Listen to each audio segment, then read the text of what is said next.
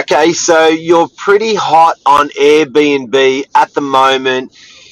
You've been using it. You're thinking about buying something and Airbnb it out or Airbnb your own property out. Here are some of the pros and cons, not as simple as you think. Stay tuned.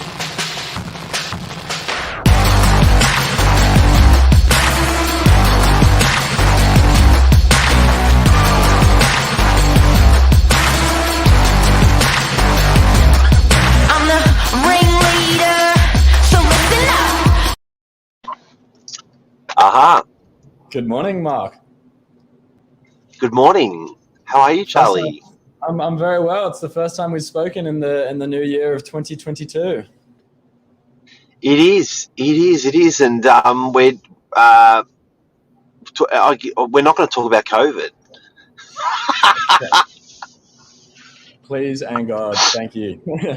Yeah, no, I hope everyone's taking the video last week and starting to put into use their New Year's resolutions. But we've got a good topic this morning. We've got the Airbnb lover. And Look at this. Got creative with the title. You're the lover, I'm the basher. Definitely so. We're going to be talking about the pros and cons of renting out an Airbnb property. If you're a landlord, you've got a few decisions in regards to what you can do with the property. You can put it on the market for rent. You can do a number of things. Let's get stuck into it. Let's get into it. So I think from the top down, people have been, like Australians have been using Airbnb a lot, because where typically they would have jumped on a plane under the threat of COVID the last 2 years, people said, you know what, we're just going to stay local. They've really utilised Airbnb a lot, especially when you go into a hotel site and you can't find anything in an area. Your next default is what's in that area in Airbnb. I guess we're coming today from this perspective as a landlord or as a property owner, being real estate agents, and we want to say, look, from have you considered everything, basically, because there are items in there on face value as Airbnb. You're thinking, shit, if I'm going to be getting $500 a night, because that's what $1,000 a night, you're looking at some of this stuff on Airbnb, you start multiplying that out between 100 nights or 365 nights, and you're going, oh my God, look how much money I can make on this. But it's not quite the case. Definitely not. Look, Happy New Year, Ray. I think most people might have a quick look around because it lets you see the Airbnb app. How it works is it lets you see as many properties available in a certain area, just at a quick face value. Lets you know how many bedroom, what the price is, and I feel like most landlords might have a quick pop on that and go, "Wow, that's what I want. This is what I want for a long-term time." But you just don't know how long those properties have been sitting vacant for. I know I'm coming across here as the Airbnb lover, but I'm just trying to let everyone know there is more to the surface. That's what I'm on. Yes. Yeah. Okay. First one, what's your first love for Airbnb as a landlord? Look, at a young age, I have a bit of a conflicting interest. When I start to buy property, I know definitely I want to be a bit in control of my destiny. I want to feel like I'm owning the property. It's a big thing. So maybe in regards to Airbnb, you haven't got as much time where you're not seeing the property. If you pop a tenant in there for 12 months, that's kind of it. You're saying goodbye and look after her for 12 months. Whereas in Airbnb, you might get the occasional 1 month, 2 month, maybe even week tenancy where you can have a pop in and out every now and then. And being the basher that I am on this topic and countering what you just said, it's nice to have this romance love affair with your property, but you're dancing with $1 million of your money or $500,000 of your money. That's a pretty serious bloody dance. Are you going to take out a car and drive that $1 million car and muck around with it?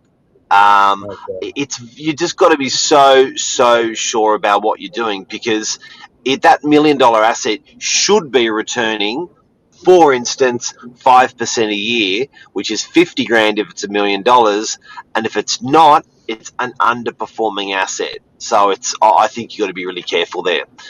Another one I reckon is labour. I reckon labour. I know a lot of clients at the moment, staff members in the office at the moment that are actually doing Airbnb. It is a premium time of the year. There's some really nice peaks through Easter and through Christmas, which are very good. But when it's called a bump in and a bump out, so when your tenant bumps out and you have to bump in a new tenant, if you're a really good Airbnber, you've generally got about 4 hours before bump out and bump in.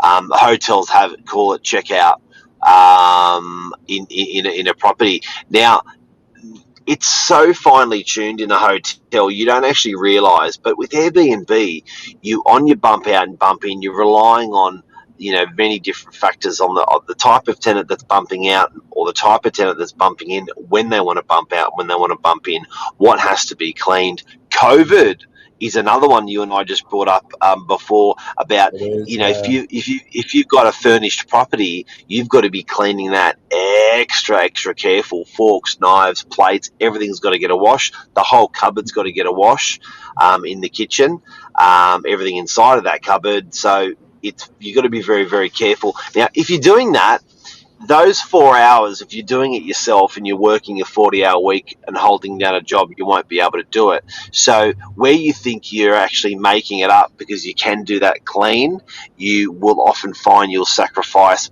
good, solid work, 40-hour week work on the other end. And depending on the property as well, and the tenant that's previously come in, you have no idea how they've left the property. We've definitely seen our fair share of dirty tenants who just up and leave a property, just don't really care. Now it does fall on the landlord's responsibility to clean, but it's definitely a range of how clean and how much work needs to be done. And in a 4 hour span, it could take 4 hours to clean. You never really know. Yep. Absolutely. Yeah. What else you got, Lava? Look, Lava. Yeah, no, it will, like we were touching on before, that if you secure a good tenant, you can get that bit more income as per a rental property. Now on the rental market, it's a bit of a dog-eat-dog world, and you really got to try and match that right price with the right property. Otherwise, you're just not going to get anyone through.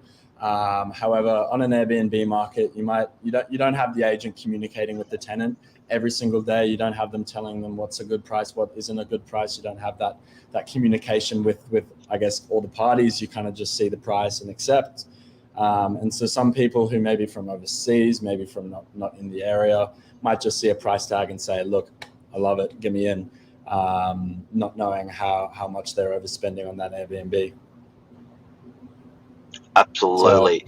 All right. So Airbnb. So if you've just tuned in, Airbnb for landlords, not as sexy as it seems as what we're talking about it today. People are away. People are going, my God, if I buy something like this and I Airbnb it, how much, so imagine how much money I can make. Another big one is distance, because often if you're going to buy a property that you can Airbnb, you want it to be in a holiday sort of area, and you are not there. I say this. I say if you're going to invest a serious amount of money in a property, any property purchase is a serious amount of money, you need to know 10,000 things about the suburb. You need to know 10,000 things about the suburb. When you need to know 10,000 things about a suburb, you generally would have to live there quite a while. And people, plumbers, electricians, you're local, this, that. So when you're Airbnb-ing it, you've really got to be on your game so much more. I've had a family member buy a property on the outskirts of New South Wales. It just got absolutely pulverised because they didn't have all of their trades at their fingertips. And to try to find someone all of the time and regularly, it's a bugger.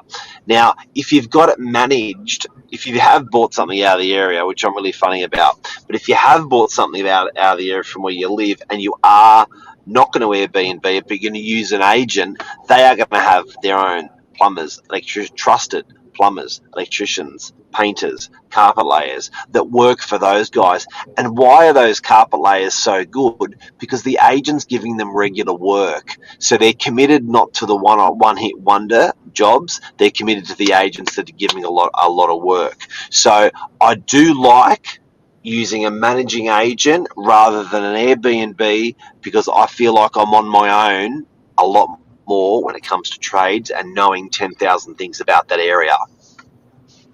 Yeah, that's exactly right. Happy New Year, legend. Long time. I rode on a bike with Frederick in Thailand, 500 kilometers in 5 days. Really? No Yeah, way. yeah. That's unreal. We were the two largest men. Yeah, yeah. Yeah, but And he that's was exactly he was at the beginning of the pack. Anyway, back to Airbnb. Back to Airbnb. Yeah, you're exactly right. I know here at Novak we've got a phone list of people we could have called in a minute. Definitely so missing those days. We've got a phone list of people we can call in any given minute, spanning all up and down the northern beaches and even into the southwest.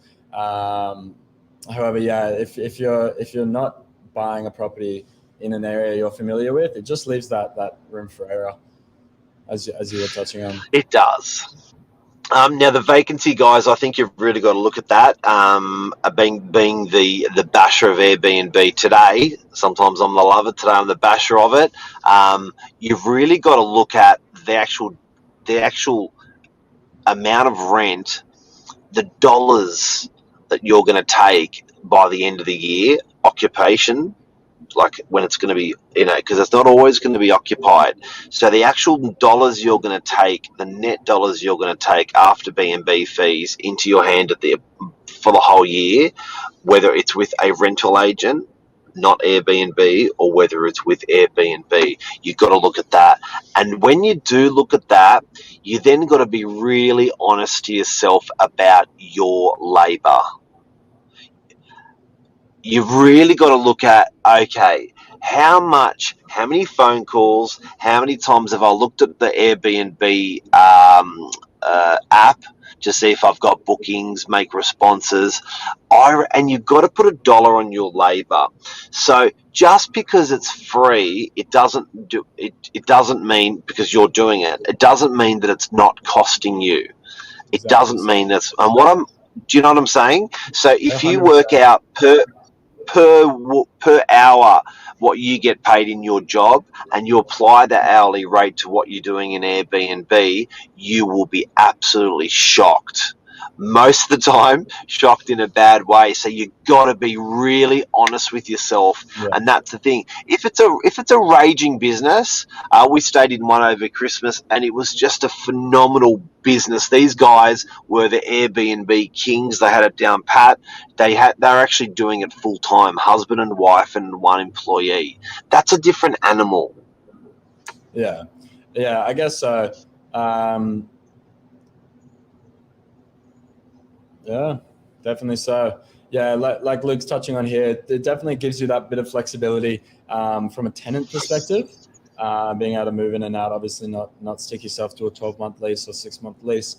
However, you're exactly right, Mark. It's at the end of the day, I think people get confused and don't classify it as running a business, whereas like you spoke, so it should be. It's bringing you money. It's under your name. It's something that should be classified as a business or looked at as such. And I guess when it's not, it just falls behind. And like I was touching on earlier, gives that room for error. And I believe I haven't rented many Airbnbs in my life, but like you speak quite often, it's a snowballing thing. Once you step forward with the wrong shoe, it's from there on out. It just makes it a headache for you.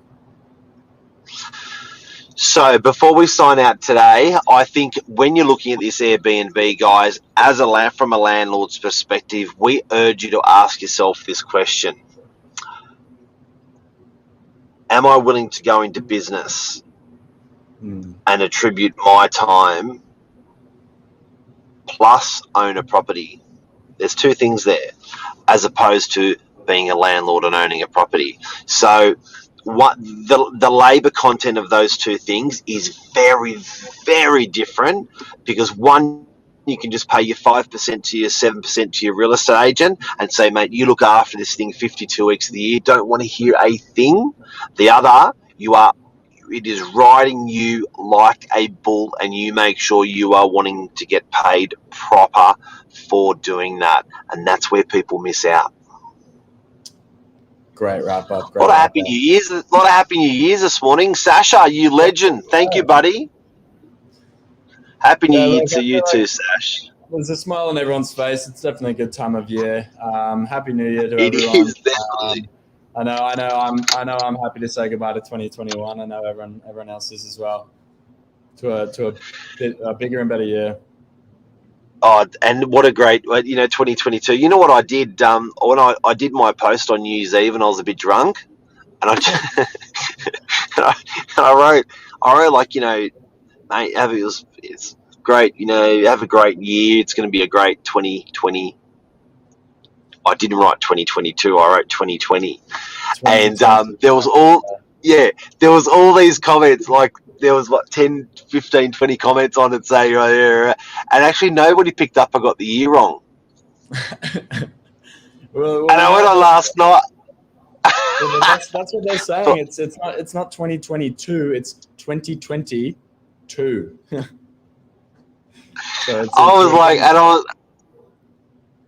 did that happen? At first I was a bit embarrassed. I was like, oh my god, it's been up for 5 days and I had it wrong. And I was like, I was a bit I did have a couple. I was smoking cigars and drinking vodka, so it was awful. But that's what you do on New Year's Eve. Oh, of course. I wouldn't have it any other way. All right. Everyone take care. Love you. See you. And Charlie, thank you so much for this. You're a weapon on mate, for 18, 19 years of age. You had your birthday last year at 19. Happy birthday. To come on air and do this live, you are an absolute weapon. Oh, stop it. Couldn't do it without you, Mark. Wonderful. Cheers, buddy. Happy New Year, everyone. See ya.